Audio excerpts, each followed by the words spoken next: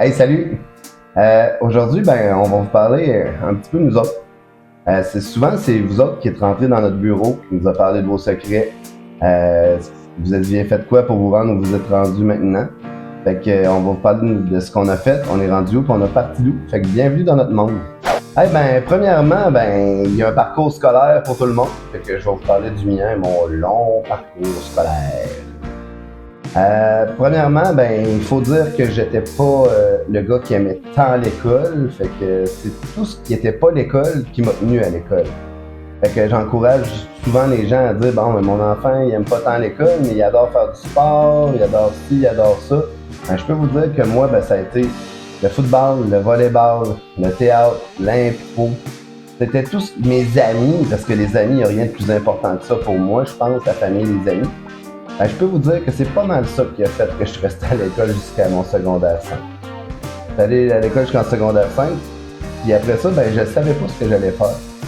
Puis j'ai eu la chance d'avoir quelqu'un qui m'engageait, je me cherchais une job. J'avais travaillé genre dans des fermes puis tout, puis j'ai tellement appris de choses dans des fermes. J'ai appris à travailler, j'ai appris à faire un peu n'importe quoi, mais j'ai aussi appris que j'étais pas manuel.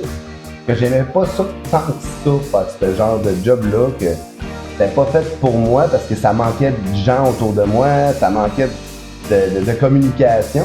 J'ai eu la chance qu'il y ait quelqu'un qui m'a donné une job à 16 ans. La journée que j'ai eu 16 ans, je suis allé porter un CV. Puis faut juste dire que dans ce temps-là, avoir un travail, c'était un luxe.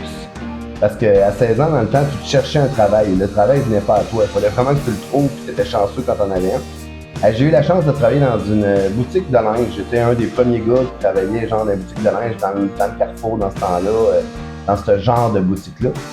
Puis je vais toujours me souvenir le premier soir, là, je rentre là, premièrement, j'en avais pas de beau linge moi-même. Fait que là, il fallait que je vende du linge à des gens. Fait que je me souviens, je m'étais acheté un truc. J'avais mon linge, mon premier kit, j'étais bien fier, je me sentais beau. Premier soir, je réussis à faire une des plus grosses ventes, qui avait été faite genre, dans la semaine, puis même dans le mois. J'arrive un jour, je tombe dessus, chanceux, puis j'amène du linge, puis il disait oui à tout. J'ai adoré ça. Là, je me suis rendu compte que le côté vente, conseil, j'aimais ça. J'ai fait aussi de l'électronique, j'ai adoré ça. J'ai appris tellement de choses avec l'électronique. Là, tellement de choses qui me servent encore aujourd'hui avec l'électronique, l'informatique par rapport à mon travail. C'est toutes des choses que j'ai appris qui vont toujours me rester. Puis un jour, mon père a dit, tiens, Eric, les boutiques de linge, puis tout, ça a un salaire qui est quand même limité. Fait que, il dit, mais là, t'aurais une belle job dans une imprimerie, là, j'aurais un contact pour toi, puis je rentrais là. Hey, moi, il me parle de ça, tu sais, dans ce temps-là, tu sais, attends que ça a minimum à 5,60. Là, je rentrais, je avoir une job à 10-12 piastres de l'heure. Ah, genre, ouais, je m'en vais là, je m'en vais là, je m'en vais là. Ok. Je lâche ma boutique je lâche la boutique, je m'en vais travailler là, puis je vais toujours me souvenir aller m'acheter mes beaux kits Big Bill. Tu sais, pour moi, je travaillais dans une boutique de linge, puis Big Bill, je sais que ça prenait ça. Le Big Bill, c'était ce qui était le hot pour travailler, puis ça prenait les bottes à cap, puis là, j'allais m'acheter mon kit Big Bill pour travailler là. Chiffre de nuit. Je rentre là, premier soir, rentre à 6 heures, finis à 2 heures du matin. Fais la même chose, minute après minute après minute, 12 heures de temps, 36 heures en ligne. Peux-tu vous dire que j'ai trouvé ça long rapidement? 3 mois après, je faisais tout pour partir de là. Fait que ça a été ce qui a fait que j'ai su que dans la vie, j'allais faire du service conseil. C'était presque sûr de ça. Puis à 22 ans, j'ai eu la chance, j'ai réussi à acheter un jumelé. Je travaillais dans une boutique d'électronique dans ce temps-là. Puis j'ai trouvé un jumelé, avec ma blonde. Fait que j'achète ça 22 ans. Tu sais, j'avais pas retourné à l'école depuis mon secondaire 5, là.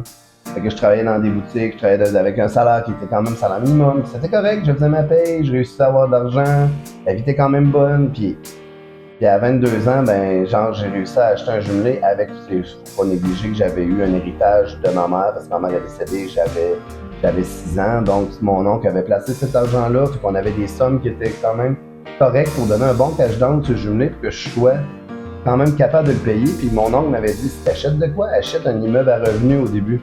Fait que tu vas être capable de faire payer tous tes frais fixes, toutes tes choses par le voisin. Puis j'avais en plus pogné un barquin dans le temps qui m'a aidé terriblement. Puis le locataire, c'était quelqu'un qui avait son bureau d'assurance. Puis il était super gentil. Puis Cet homme-là, sincèrement, à ce temps-là, pouvait m'acheter, me revendre peut-être 100 fois. Là, c'était pas un problème. Il était locataire parce qu'il avait décidé d'être locataire. Donc, un jour, il vient au commerce où je travaillais, il a besoin d'une TV. Fait que je fais tout le tour avec, je vends sa TV, comme facilement, ça allait super bien, je le conseille ce qu'il voulait. Puis en partant, il me dit, t'aimerais pas faire ça dans la vie? Puis c'est drôle parce qu'à 11 ans, il était venu quelqu'un chez nous, je vais toujours m'en souvenir, puis j'avais dit à mon père, papa, ce travail-là, j'aimerais ça faire ça, mais imaginez, tu es vendeur d'assurance dans le temps. Hein? Une job de pédaleur, voyons donc. C'était correct, je le comprends, là. Dans ce temps-là, c'était le même qu'on était vu, les conseillers financiers, conseillers financières. C'était des gens qui rentraient chez vous, qui voulaient juste sortir avec de l'argent, faire une vente, mais c'était pas ça, c'était le conseil. J'entendais ce qu'il disait à mon père, je l'entendais parler de fiscalité, puis tout, puis j'avais 11 ans, j'avais bien allumé là-dedans, moi, je trouvais ça super intéressant. Fait que quand cette graine-là avait été semée, genre, moi, à 11 ans, que je trouvais que c'était un beau travail, quand il me l'a offert, je disais, attends, mais là, je viens d'acheter un jumelé, je travaille, puis ouais, je retourne à l'école. C'est une attestation d'études collégiales que je donnais à Sainte-Foy. Puis j'ai décidé de le faire. J'ai décidé de retourner à l'école à 22 ans. Fait que j'ai fait mon attestation d'études collégiales, j'ai connu des gens extraordinaires là-dedans, j'ai appris beaucoup. Mais j'ai appris le métier. J'ai appris les règles, mais j'avais pas appris le métier encore. Donc, en janvier 2004, j'avais fini mon école, fini mon cours au cégep. Je commençais mon premier travail. Hey, ce matin-là, vous savez pas comment j'étais un gars fier. Hey, je mettais mon premier habit, veston, cravate. Parce que dans le temps, on portait plus la cravate. Puis, à 24 ans, on va se le dire, j'essayais d'avoir l'air plus vieux parce que j'allais quand même rencontrer des gens pour leur dire que c'était correct de placer de l'argent avec moi. Mais il faudrait le dire aux gens, venez chez nous, je vais vous montrer comment placer de l'argent, je vais vous montrer comment vendre de l'assurance, parce que j'avais 24 ans. Fait que mon expérience dans la vie a commencé, là, on va se le dire. Là. Fait que ce matin-là, je vais tout le temps m'en souvenir, j'étais tellement fier de moi, de m'en aller, avec mon veston, mon habit, ma valise, mon ordinateur. J'étais un conseiller en sécurité financière. Passez-vous de là, j'arrive.